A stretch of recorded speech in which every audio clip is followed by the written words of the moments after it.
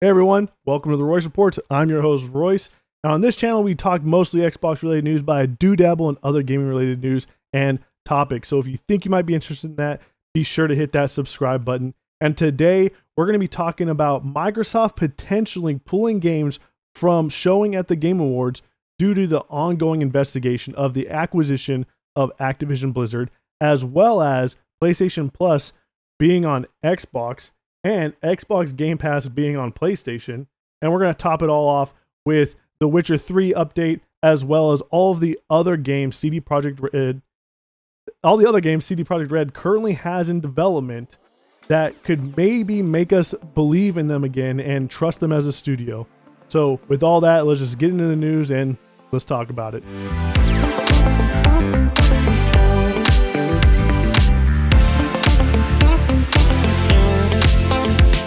All right, so another year, another Game of the Year awards.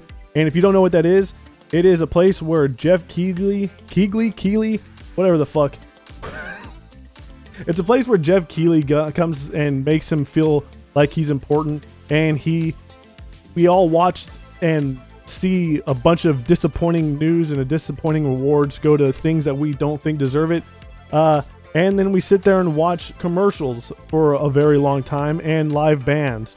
Sounds like a great time, but it really isn't. We're only there for one thing, and that is announcements, game announcements. That's what's the best thing about the Game Awards is the announcements. And there is a rumor going around that Xbox might actually be pulling out of the Game Awards in order to make it look as if they don't have anything in the near future. So that way the regulatory bodies that are investigating them currently can have sympathy for them, supposedly. So this comes from Jez Corden from the Xbox 2 podcast with Randall Thor. And on there, they discuss the potential possibility of this happening. And Twisted Voxel ended up doing a report on it. Xbox possibly holding back announcements at the Game Awards due to regulatory reasons. Speaking during the latest episode of the Xbox 2, Jez Corden and Randall Thor, I'm going to tell you right now, Randall Thor, that dude is pretty awesome. So give him some credit once in a while. Revealed that he has heard mixed things about whether or not Xbox is going to show up at the Game Awards 2022. Corden cautioned that he doesn't know for sure, but the vague rumors he's been hearing imply mixed things about Xbox being at the Game Awards. According to what he's heard, Microsoft may be holding back on new game announcements due to regulatory reasons. Due to what he's heard, he's keeping his expectations in check. He also mentioned that according to another rumor, Sony had canceled its own showcase because it didn't want to confuse its messaging to regulators, and Xbox may do the same in the case of the Game Awards. He reminded that the CMA had used Corden's articles as an example of Xbox having lots of exclusive games. Regulators are currently investigating Microsoft's acquisition of Activision, and Sony has been making a case about it negatively affecting competition. So yeah, that is the rumor. Now, I could tell you right now that I don't imagine how much games Xbox has to show, because if they had something to show that was mind-boggling or looked really cool, I'm pretty sure they would have showed it at their own event back at E3 earlier this year, and they didn't. Now you can make the argument that was supposed to be the games within the next 12 months, but at the same time they showed off the partnership with Hideo Kojima, so who really knows? But this is all rumor, and I kind of don't understand it. It's like as if they think that the regulators are fucking stupid, and that they don't understand that you have games in the pipeline constantly. There's constantly a game being worked on. It's not like you could sit there and just sit on your hands and just wait until all this goes through and be like, oh yeah, we never had any games in development. Obviously you do. And I don't know how true this is. I mean, the only things I could really expect from the Game Awards is probably Hellblade, because it seems that Xbox loves showing Hellblade at the Game Awards, and it doesn't like showing it at its own E3 showing, which is really odd because Hellblade is one of the games I'm really stoked to see, and it's so weird that they only wait until the Game Awards to show that off. So I can't imagine they have a whole lot to show off, and I don't think they're going to be showing off Starfield there. I could be wrong. This is all just speculation. But the whole point of it, though, is trying to make yourself look weak in the eyes of the regulators. And the same goes for Sony. Apparently, there was also rumors earlier last month that Sony had a planned event to show off a bunch of exclusive games for a state of play, and which was including the Silent Hill 2 remake that Bloober team is currently working on, and that they were going to use that as a way to show the regulators that they don't have anything by not having a state of play. And looks like Konami ended up going and showing that off anyways, and you could see it. Everyone knows that Silent Hill 2 has a exclusivity window on it for I think a year. We also know that Star Wars Knights of the Old Republic also has exclusivity. We know that Final Fantasy 16 has a 6-month exclusive window. We know these things are coming out. I don't think the regulators are blind. I think they could fucking read and they know what's going on. If they're going and using Jez Corden's own articles as a way to combat what Microsoft is saying, then you know that they're doing the same exact thing with PlayStation. And so if PlayStation did decide to bow out of a state of play because of that, to make themselves look even weaker than they truly are, sure, by all means, go ahead. Who they are trying so hard to get this deal to just crash and burn, and Microsoft's also making themselves look weak. So it's double-edged sword there, and it's kind of weird how Microsoft is the #1 tech giant in the world, and they obviously can't compete in the gaming space. Wow, you know, this is just I'm getting fucking tired of it. All right. Well, if you got tired of that, there's also some other news that came out about through this huge Activision Blizzard deal, and that is that earlier in the year, Xbox supposedly offered Game Pass to Sony, as was revealed through, I believe, the Brazil documents, and now through the recent filings from Sony, it has been shown off that Xbox denied PlayStation Plus on their Xbox console. So this comes from Tweaktown. Sony tried to bring PlayStation Plus to Xbox, but Microsoft will not permit it. Here's the specific excerpt from Sony's CMA response.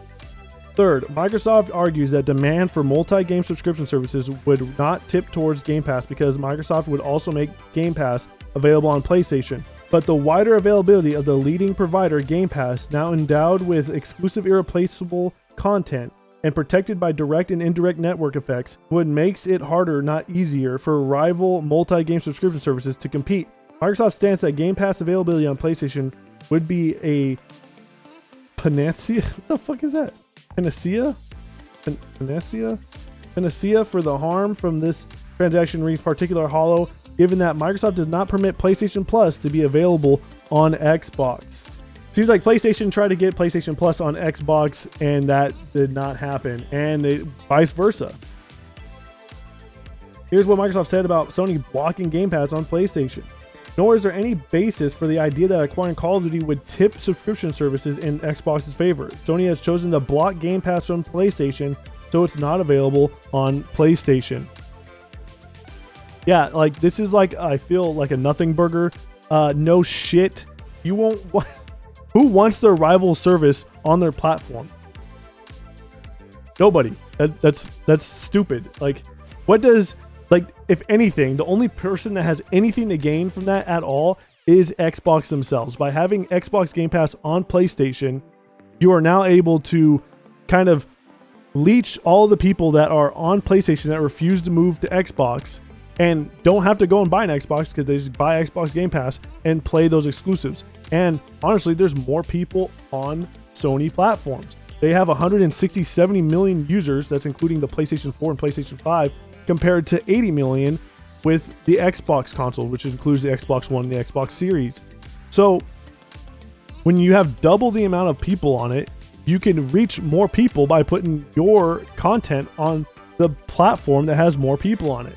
What does the PlayStation have to gain by placing their service on the Xbox, which has half the people you do? Nothing. You are actually crippling yourself because no one's going to be moving over to the PlayStation anymore, and you're going to have people just stay there, and it's going to be a stagnant market.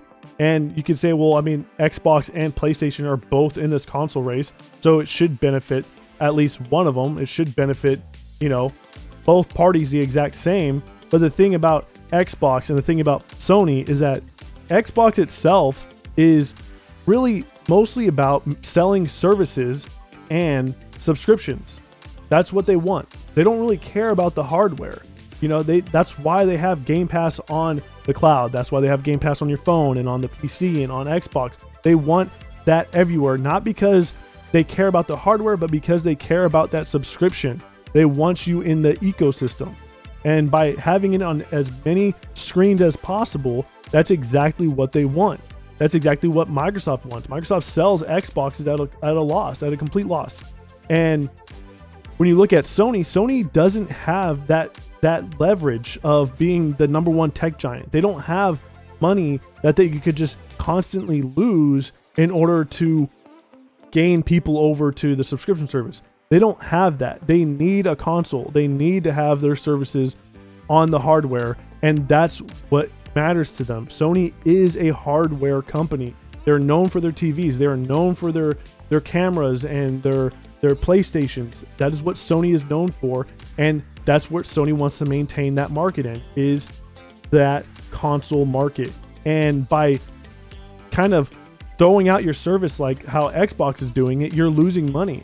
And that's not what Sony wants. Sony wants people to buy a PlayStation and play on PlayStation. And that's it.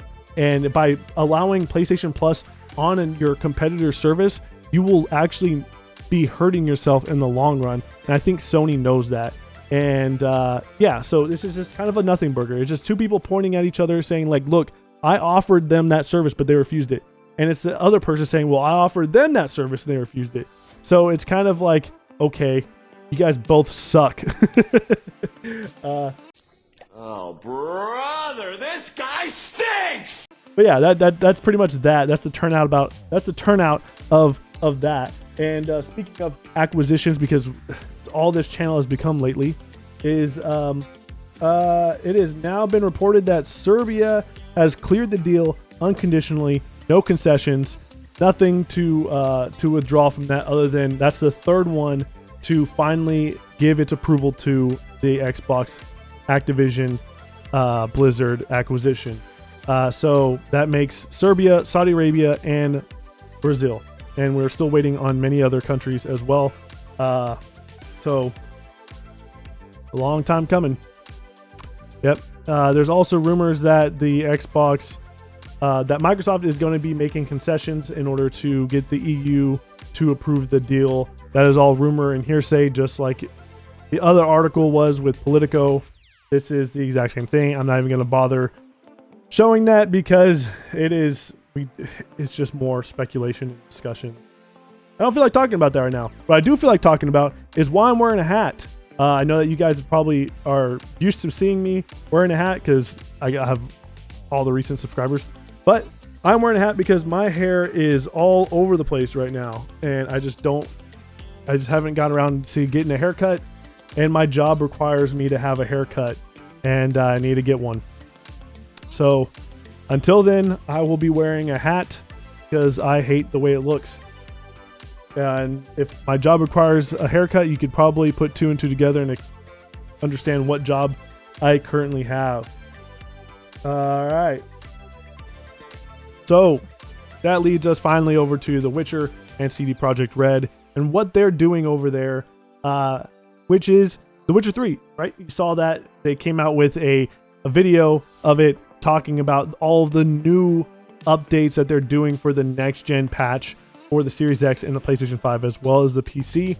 And it's a lot, and it's free if you own a copy of The Witcher 3. It is not coming over to the other version of the game like the PlayStation 4, the Xbox One, and the Switch, but they will still be getting that extra content and those bug fixes as well. So Witcher 3 update, this is what you're going to be getting. You're going to be getting Netflix DLC, Netflix inspired quests, new Geralt equipment, new outfits for Dandelion, new outfits for Nilfgaardian soldiers, improved visuals, ray tracing, improved screen space reflections, improved foliage, improved textures, FSR 2.1 support, DLSS 3 support, cross progression, carry over your latest save between supported consoles, camera, controls, UI improvements, new camera options, quick sign casting option, map filtering, hide minimap option, photo mode, new photo mode, integrated mods, added popular community made and developer made mods, quest fixes made to from offers, distant shores, scavenger hunt, wolf school gear, quests, and more. So this is really awesome. It's a free update and it is free to everybody if you own the game, and the game is currently on sale because of Black Friday. And if you haven't bought The Witcher 3 yet, now is probably the time to get that. And I have to be honest, so hopefully just put your pitchforks down, all right, ahead of time. But I have not played The Witcher 3 to completion. I know. Hold on. I'll get around to it. I promise. I was not expecting that, were you? Well, I guess we can let it go this time. Yeah, it's no big deal. Let's move it out, people. It's all over. Come on. God, these pantyhose are killing me. Come on. Come on. Out of here. I'll get around to it. Once I beat God of War Ragnarok, once I beat Callisto Protocol and Gotham Knights and High on Life and the Dead Space remake and Resident Evil 4 and Redfall and Starfield, I will get to it. It's time to die, man beast. You can do it! Cut his freaking balls off!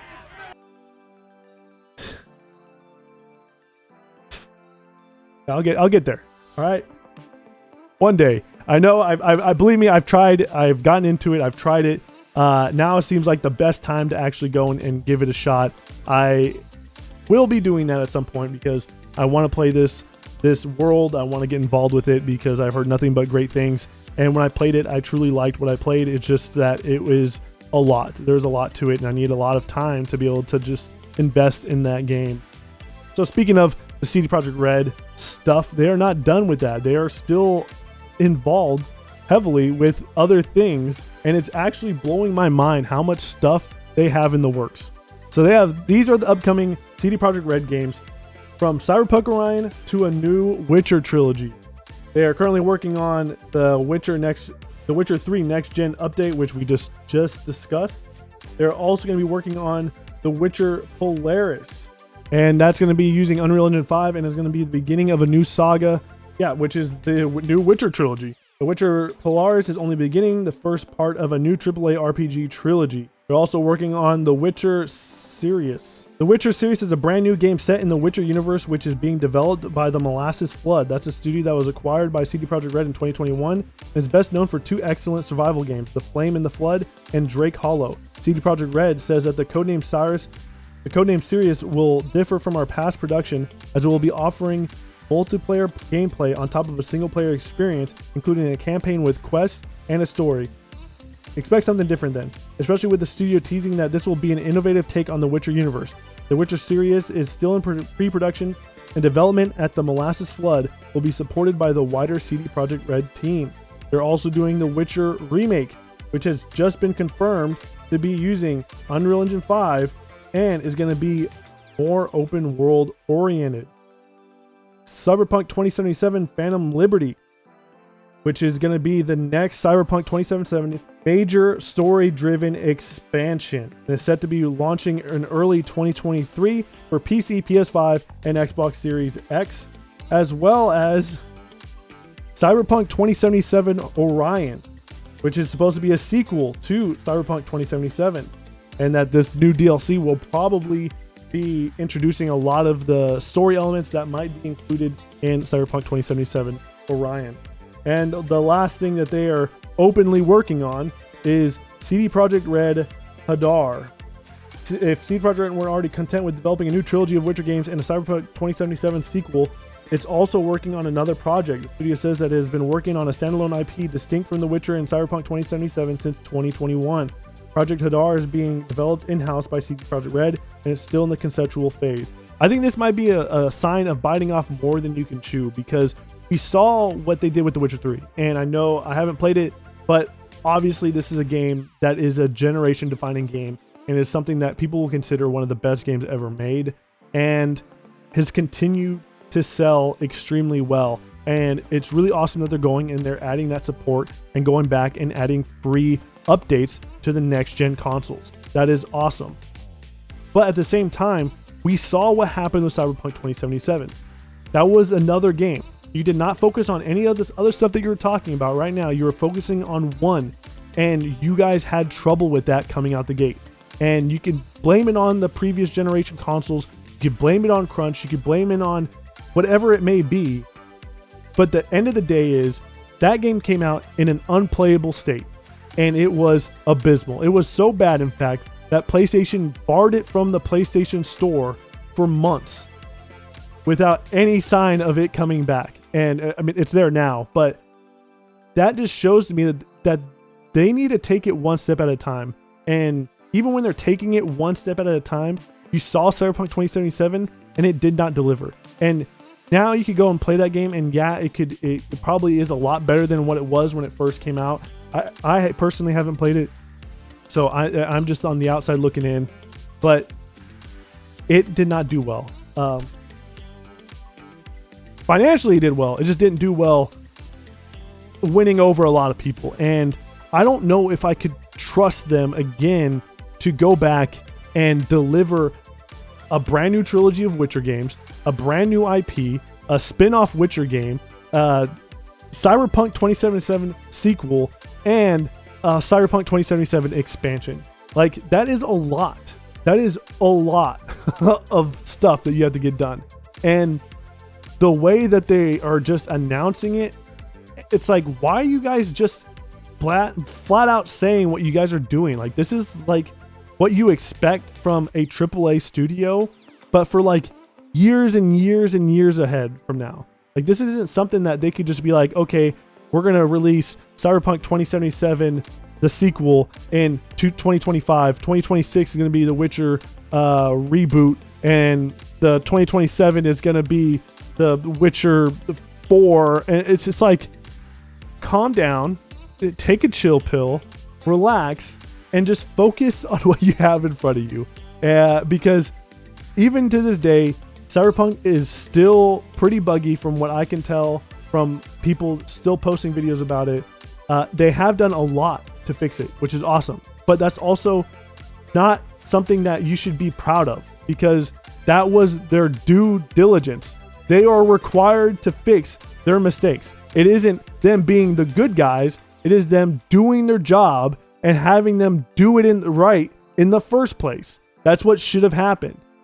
And the fact that they didn't show any gameplay on the previous consoles beforehand and only did PC build, the fact that they wouldn't allow anyone who did get their hands on it to show it and only gave them the footage that they wanted them to use, and the fact that they were keeping it all hush-hush and not telling anybody about that is such a grimy move from the people who did something as great as The Witcher 3 and supported it as long as they have. And that's not something that I could just look past. That is something that is always going to be a stain on your reputation, and it's your job to kind of earn everybody's trust back. And by throwing a bunch of projects at me and telling me like, look, we're doing all this stuff, that doesn't give me any trust in you at all. I want you to slow down and take a breather. And I hope that I'm wrong. I hope that CD Projekt Red is back on top and that they're able to commit to all these projects. That would be really awesome. I'd be really impressed if most of these are actually good. If any of these are actually really good, I'd be really impressed. But I'm not saying that Cyberpunk 2077 is a bad game. I have not played it, so I do not know. But I've only heard great things about people who were able to get past all of the glitches and bugs and crashes and stuff. All the people that either didn't experience it or were able to get past it told me that it is a solid game regardless. So I do need to check that out. I do need to check out the Witcher series. I know. I fucking know. All right. I'm trying. But what do you guys think? What do you think about all of this stuff? Do you think Xbox is actually going to be pulling out any games from the Game Awards if they had any in the first place? Or what about Game Pass on PlayStation? What about PlayStation Plus on Game Pass? Are you upset that those services didn't come to the respective consoles? I know I don't really care, but it would be very interesting to see PlayStation Plus come to Game Pass, come to Xbox. And what about all this CD Projekt Red news? Are you excited? Are you hesitant? Let me know in the comment section below. I appreciate all the recent subscribers. I really do thank you guys for stopping by and hitting that subscribe button. But if you'd like any of the stuff here and you'd like to see more, be sure to like, comment, and subscribe. I really do appreciate it, and I will try to get back to everyone who responds. I love seeing the chats, and I love responding to you guys. So thank you for stopping by, and I'll be seeing you guys on the next one. And remember, take it easy.